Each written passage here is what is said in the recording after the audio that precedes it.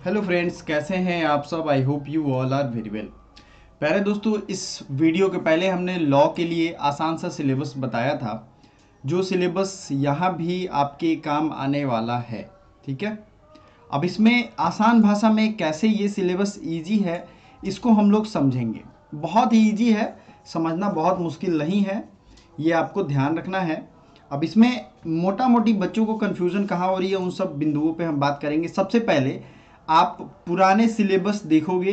पुराने सिलेबस में आपके बीए आर्ट्स और सोशल साइंस में जीके जीएस पूछा जाता था। विथ करेंट अफेयर्स को मैं सी ए लिख दे रहा हूँ अभी के लिए। ठीक है, इसमें क्या पूछा जाता था, सी ए लिखा जाता था, करेंट अफेयर्स पूछा जाता था। दूसरे नंबर पे मैथ पूछे जाते थे कैलकुलेशन बेस्ड। देखिए, कैलकुलेशन बेस्ड पूछे जाते थे और रीजनिंग पूछे जाते थे। ठीक है, ये दोनों चीज़ों पे आपको ध्यान रखना, मैथ्स और रीजनिंग। तीसरे नंबर पे क्या आता था, एक लैंग्वेज आता था पहले।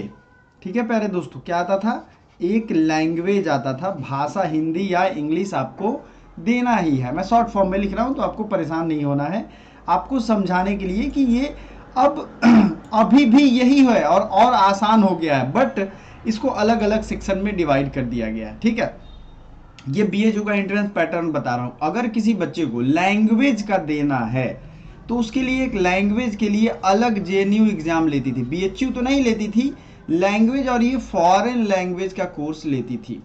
अब इसको समझो कितना इजी हो गया। पहले से आप लोगों को लग रहा है कि ये हार्ड हुआ है, बट ऐसा हुआ नहीं है। ये जो नया आपको आपके सामने ये रखा गया है, इसकी खासियत क्या है और इसमें क्या आपको नहीं समझ में आ रहा है, मैं बता रहा हूँ। इसमें समझ में ये आप सबको नहीं आ रहा है कि इसमें एक तो पहले सेक्शन में दे दिया 13 लैंग्वेज, दूसरे सेक्शन में उसने दे दिया फिर 19 लैंग्वेज। और ये आर्ट्स वालों के काम के लिए है, आर्ट्स वालों के लिए, बाकी किसी के लिए, आर्ट्स और साइंस सोशल साइंस वालों के लिए है, बाकी किसी का इससे लेना देना नहीं है। यही आपको ध्यान रखना है, क्योंकि अंडर ग्रेजुएट में जो सबसे ज़्यादा फॉर्म भरे जाते हैं वो आर्ट्स और सोशल साइंस ही तो भरे जाते हैं। फिर आता है डोमेन स्पेसिफिक और जनरल टेस्ट। अब इसको समझो, तोड़ के समझो तो आपको समझ में आ जाएगा। पहले आपका क्या होता था, आपको पहले दो भाषा देना होता था। अभी आपने बताया यहाँ पे कि सर हाँ, पहले हमें दो भाषा देते थे हम लोग। ठीक है, पहले हमें क्या देता था, पहले हमें दो भाषा मिलता था, जिसमें लैंग्वेज में यहाँ आपने ही तो लिखाया इंग्लिश और हिंदी देना होता था। अब उन्होंने क्या कर दिया, अब पहले इस नियम में था सिर्फ दो लैंग्वेज, अब आप मराठी में भी दे सकते हो। मान लो किसी को मराठी भाषा आती है, गुजराती आती है, वो भी वो दे सकते हैं। तो इसमें कोई कंफ्यूजन आपको सेक्शन 1A में नहीं है। अब भैया मेरे, जिसको फॉरेन लैंग्वेज देना है यानी विदेशी भाषा सीखना है, उनको वही ये सेक्शन 1B देंगे। मान लो आपका इंटरेस्ट ही नहीं है फॉरेन लैंग्वेज में, आपको पॉलिटिकल साइंस से ऑनर्स करना है, मतलब आपका मन है कि आप पॉलिटिकल साइंस या साइकोलॉजी ऑनर्स लेकर के बीए में पढ़ना चाहते हो, आर्ट्स या सोशल साइंस में, तो आपको ये भरने की जरूरत नहीं है मेरे भाई। ये आप शुरू से समझते रहो। और इसका पैटर्न से मैं 40 क्वेश्चन करने हैं 50 में से। ठीक है, 45 मिनट आपको दिया जाएगा। आई थिंक यहां तक किसी को कोई कंफ्यूजन नहीं है। अगर आपको फॉरेन लैंग्वेज भरना है तब इसको टिक करो, भरोगे इसको फॉर्म। ठीक है, अब जाहिर सी बात है, आप जिस यूनिवर्सिटी में फॉरेन लैंग्वेज की पढ़ाई होती है उसी में तो भर पाओगे। अगर आपका ड्रीम है कि फॉरेन लैंग्वेज ही मैं पढूं, तो उसी यूनिवर्सिटी का इंफॉर्मेशन बुलेटिन आएगा। जब वो आएगा, अभी तुरंत आ जाएगा, उसके बाद आपको ये भरने का समझ में पूरा और अच्छे से आ जाएगा। लेकिन सिंपल सा क्लियर माइंडेड रहो, सिलेबस पहले और अभी में कुछ भी चेंज नहीं हुआ है, आपको और ज़्यादा आज़ादी दे दी गई है। पहले क्या होता था, आपको सिर्फ हिंदी और इंग्लिश चूज करने का अधिकार था। अगर आप मराठी आता है, मान लो दोनों भाषा हिंदी इंग्लिश में से कोई नहीं आता, मराठी आ रहा है तो आप मराठी कर दो, ये गुजराती कर दो। तो ये 13 भाषा, भाषा वाला जो ये टेंशन था दिमाग पे, ये खत्म हुआ। अब आता है डोमेन। डोमेन कुछ नहीं होता है, आपका जो मेन सब्जेक्ट होगा ना, उसी को ये डोमेन कह रहा है। अब मेन सब्जेक्ट जो होगा उसको ये डोमेन कह रहा है। तो यहाँ 27 डोमेन है और ज्यादा से ज्यादा आप 6 दे सकते हो। अब यहां थोड़ा सा बारीकी से समझो तो आप लोग समझ पाओगे।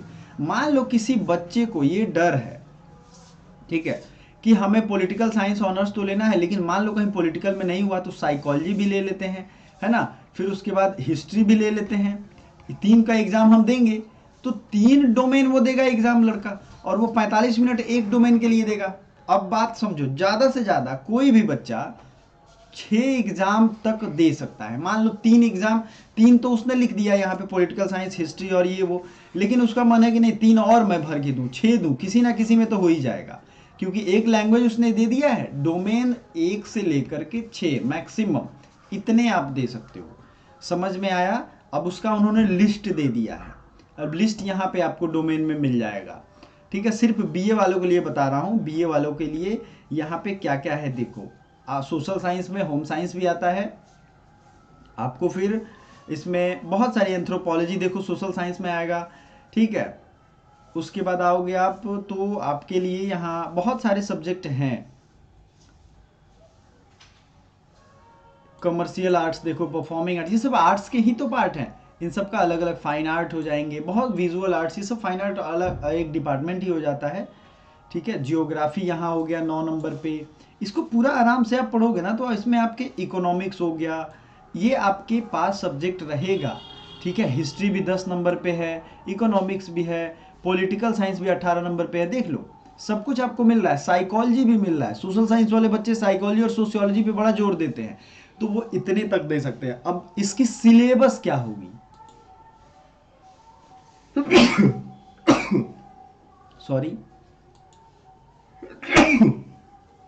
देखिए, सिलेबस की अगर हम बात करें, सिलेबस क्या होगी तो 12th लेवल की सिलेबस होगी, सिर्फ 12th की यहां बात की जा रही है।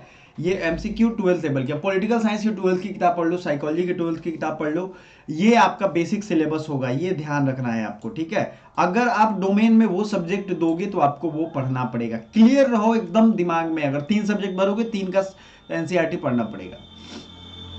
अब आ जाओ सेक्शन 3। पहले भी आपसे जीके जीएस पूछा जाता था, नॉर्मल जीके जीएस, लूसेंट वाली की मैं बात कर रहा हूँ, हिस्ट्री पॉलिटी ज्योग्राफी, भारत की राजधानी दिल्ली कब बनी, प्रथम जो है गवर्नर जनरल कौन थे, है ना, किस आर्टिकल में क्या है, ये पहले भी आता था मेरे दोस्त जीके जीएस के अंतर्गत, अभी भी आएगा, और ये बीए वालों के लिए कंपलसरी होगा, ये मैं बता दूं। सेक्शन 3 उनको देना ही है, क्योंकि उनका पहले का भी सिलेबस तो यही था। यहाँ क्या आपने लिखवाया, जीके जीएस और करंट अफेयर, तो इसने थोड़ी ना ऐसा कुछ अलग से दे दिया आपको, करंट अफेयर्स क्लियरली लिख दिया। जनरल मेंटल एबिलिटी क्या होता है, नाम बदल दिया, मतलब नहीं कहते हैं कि वो जो गांव में मतलब जो जानवर हैं डॉगी वगैरह, उनका नाम बदल दिया और उनका पेंट कर दिया उनको, चीजें वही है अंदर से, वो बोलेगा तो भूखेगा ही, बस वही चीज है, डॉगी बोलेगा तो भूखेगा, मतलब उनका जो मेन चीज है न्यूमेरिकल एबिलिटी, क्वांटिटेटिव रीजनिंग, देखो बेसिक मैथमेटिकल कॉन्सेप्ट है कि नहीं, अलजेब्रा अर्थमेटिक है जो आप सॉल्व कर पाओगे, बोर्ड मास वाले रूल पे होगा, बहुत इजी होता है। अभी मैं आपको किताबें भी बताऊंगा जिसे आप सेल्फ स्टडी कर सकते हो। वैसे हमारी पेड कोर्स भी चल रही है 1250 में, डिस्क्रिप्शन में व्हाट्सएप का लिंक है, आपको टेलीग्राम व्हाट्सएप कहीं से भी इंफॉर्मेशन मिल जाएगा, अगर इंटरेस्टेड हो तो ज्वाइन कर लो। 2500 की कोर्स है, 1250 में हम आपको दे रहे हैं, अभी ही ऑफर है। डिटेल आपको हम व्हाट्सएप पे बताएंगे, अगर इंटरेस्टेड हो तो देख लेना, अदरवाइज बोर नहीं होना है। तो पहले से अब बताओ कि कोई सिलेबस चेंज हुआ क्या? जीके जीएस भी आपका मिल गया, किसमें, ये सेक्शन 3 में मिल गया, सेक्शन 3 में ये वाला पार्ट चला गया, लैंग्वेज वाला सेक्शन 1 में चला गया। अगर फॉरेन लैंग्वेज वाले हैं कोई भी भाई बंधु तो उनका क्या हो गया, उनका 1B में आ गया, समझ में आ रहा है आपको। और मैथ और रीजनिंग का भी चला आया किसमें, 3 में, समझ में आ रहा है नहीं आ रहा है।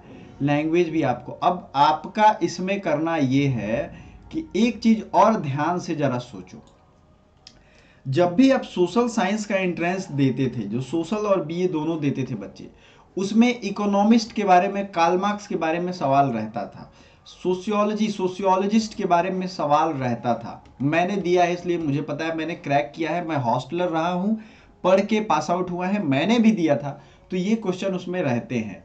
पॉलिटिकल साइंटिस्ट बड़े बड़े जो भी हैं उनके बारे में रहता है, तो वही चीज तो 12th के सिलेबस में है, और वही तो सरकार बात कर रही है सीयूसीटी के तहत कि वही 12th का सिलेबस आपसे पूछा जाएगा।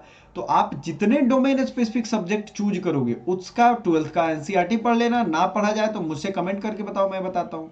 यही मोटा मोटी है। आपको आई होप सिलेबस समझ में आ गया होगा, डोमेन स्पेसिफिक में क्या पढ़ना है। अगर इसके बावजूद भी नहीं समझ में आया, क्या नहीं समझ में आया, कमेंट करके जरूर बताओ। और आसान हो गया है तो वीडियो लाइक जरूर करना और दोस्तों के साथ शेयर भी करना। Thank you so much for watching, bye for now.